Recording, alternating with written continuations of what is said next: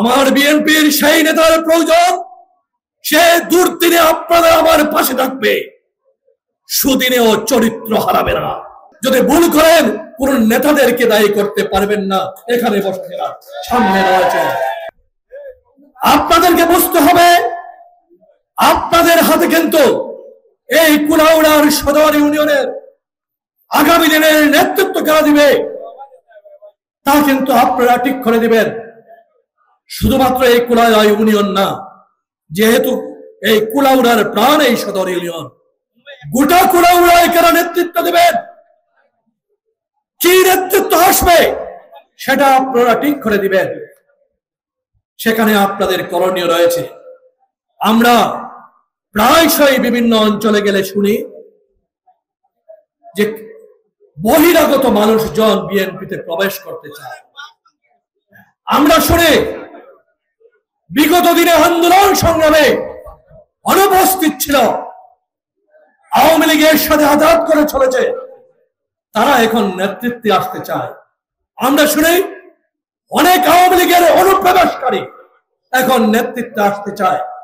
আপনারা আশঙ্কায় ভুগেন যে এই নেতৃত্ব যদি এদের হাতে চলে যায়, আপনারা নেতাদেরকে দায়ী করেন অনেক স্থানে, কিন্তু আজকে কিন্তু নেতৃত্ব আপনাদের উপরে। আপনারা যদি ভুল করেন কোন নেতাদেরকে দায়ী করতে পারবেন না। এখানে বসে সামনে রয়েছে,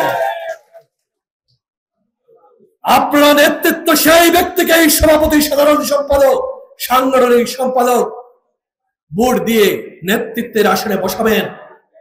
হয়তোবা এখানে সভাপতি ক্যান্ডিডেট তিনজনই হয়তোবা যোগ্য, সেক্রেটারি ক্যান্ডিডেট দুইজনই হয়তোবা যোগ্য, সাংগঠনিক সম্পাদক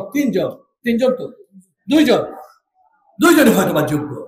কিন্তু সেই যোগ্যতার মধ্যে আপনাদেরকে বাছাই করতে হবে কাকে বিগত সময়ে আপনারা আন্দোলন সংগ্রামে আপনাদের সাথে হিসেবে পেয়েছেন।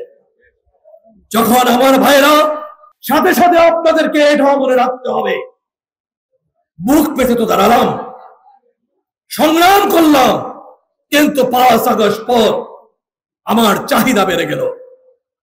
আমি হাট দখল করতে নেমে গেলাম, আমি বাজার দখল করতে নেমে গেলাম, আমি টেম্পো স্ট্যান্ড দখল করতে নেমে গেলাম, অথবা বালুর ইজারা নেওয়ার জন্য প্রভাব খাটাতে শুরু করলাম।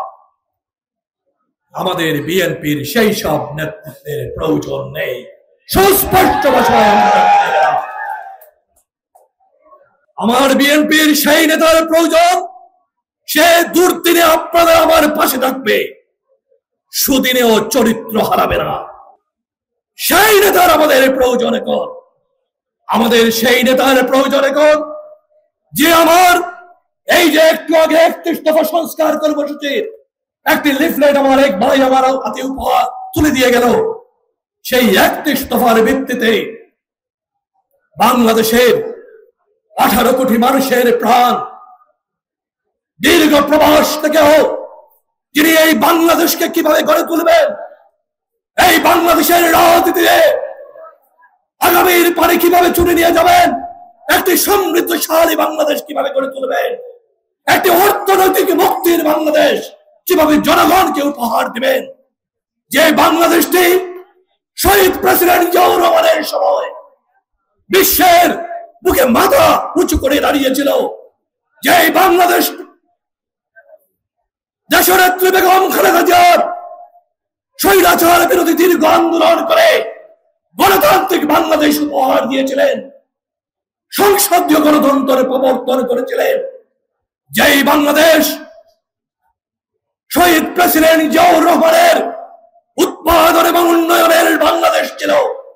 সেই বাংলাদেশকে একটি মেধাভিত্তিক বাংলাদেশ গড়ার মধ্য দিয়ে যিনি স্বপ্ন দেখেন আগামীতে বিশ্ব মানচিত্রে বাংলাদেশ মাথা উঁচু করে দাঁড়াবে, আর সেই মাথা উঁচু করে দাঁড়াতে হলে সেই নেতৃত্ব করে প্রয়োজন, যেই নেতৃত্ব আমাদের যুবক এবং প্রবীণদের মেলবন্ধন ঘটিয়ে আগামীতে শিক্ষিত সমাজ এবং যারা পিছিয়ে পড়া জনগোষ্ঠী সবাইকে একত্রিত করে শ্রমিকের কথা চিন্তা করে, ব্যবসায়ীর কথা চিন্তা করে, কৃষকের কথা চিন্তা করে, সবার সাথে সমন্বয় ঘটিয়ে যেই নেতৃত্বটি আগামী দিনে নেতৃত্ব দিতে পারবে, সেই নেতৃত্ব এখন আমাদের প্রয়োজন। তাই এই কথাগুলো মাথায় রেখে আমাদেরকে নেতৃত্ব দান করতে হবে, নেতৃত্ব বাছাই করতে হবে। আমি বিশ্বাস করি এই অগ্রসর মৌলভীবাজারের মধ্যে, বলবো এখানে মহিন ভাই উপস্থিত রয়েছে, গোটা মৌলভীবাজারের মধ্যে এক সময়, এবং আমি এখনো বিশ্বাস করতে চাই, এই কুলাউড়া অগ্রসর ছিল। রাজনীতিতে বলেন, শিক্ষায় দীক্ষায় বলেন, সবকিছুতে আমি বিশ্বাস করতে চাই কুলাউড়া সেই নেতৃত্ব আজকে আমাদের উপহার দিবে।